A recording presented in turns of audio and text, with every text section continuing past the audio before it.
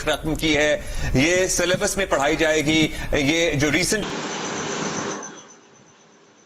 جو پاک فضائیہ نے تاریخ رقم کی ہے، یہ سلیبس میں پڑھائی جائے گی. یہ جو ریسنٹ ٹائمز کی جو وار سٹڈیز ہیں اس میں کیس سٹڈی کے طور پہ سامنے آئے گی کہ 5 لڑاکا طیارے اپنی حدود میں رہتے ہوئے ہم نے مار گرائے، جس میں 3 رافیل طیارے ہیں، جس پہ بھارت کو لگتا تھا کہ جب یہ اس کے پاس آ جائیں گے تو پھر تو ناقابل تسخیر ہو جائے گا. تھینک یو ویری مچ مجھے پروگرام میں انوائٹ کرنے کا. آپ نے کوزے میں بند کر دیا سارا طریقہ کہ یہ ٹیکسٹ بک میں پڑھائی جائے گی،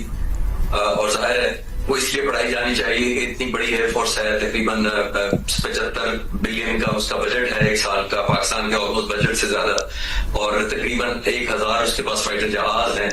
اور اس کے باوجود کہ وہ تیسری دنیا کی قوت ہے جو ڈیفنس ایکسپینڈیچر میں امریکہ اور چائنا کے بعد تیسرے نمبر پر ہے. 1000 جہاز جب آپ نے پین سے نکالے تو 5 واپس نہیں، 1000 تو نہیں نکالے، جب آپ نے چند ایک نکالے، 100 سے بھی کم نکالے تو وہ 5 واپس نہیں گئے. تو اس سے بڑی ان کے لیے مایوس کن صورتحال کیا ہو سکتی ہے، ان کے سربراہ کے لیے، ان کے پائلٹس کے لیے، ٹیکنیشینز اور اوور آل ملک کے لیے. اور ہم یہ کہتے تھے، ہم نے کوئی سرپرائز اس سینس میں نہیں دیا، صرف میگنیچیوڈ پہ ایز اے فائٹر پائلٹ مجھے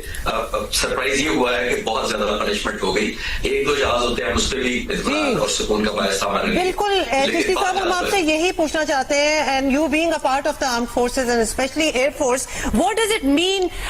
to the air force of any nation جب ان کے 5 جہاز ایک ہی رات میں دشمن جو ہے وہ گرا ڈالے؟ مطلب ان کا کیا مائنڈ سیٹ ہوتا ہوگا، کیا مورائل اس کے بعد رہ جاتا ہوگا؟ اور خاص طور پہ وہ جہاز جن پہ تو انہی پہ تو ہمارا انحصار تھا، انہی پہ تو ہم ڈیپینڈ کر رہے تھے، اور ان کو اتنی آسانی سے مار گرانا، کیا کیفیت ہوگی ادھر؟ اس میں اتنی بری طرح ناکامی ہوئی ہے جو آپ پوچھ رہے تھے کہ تو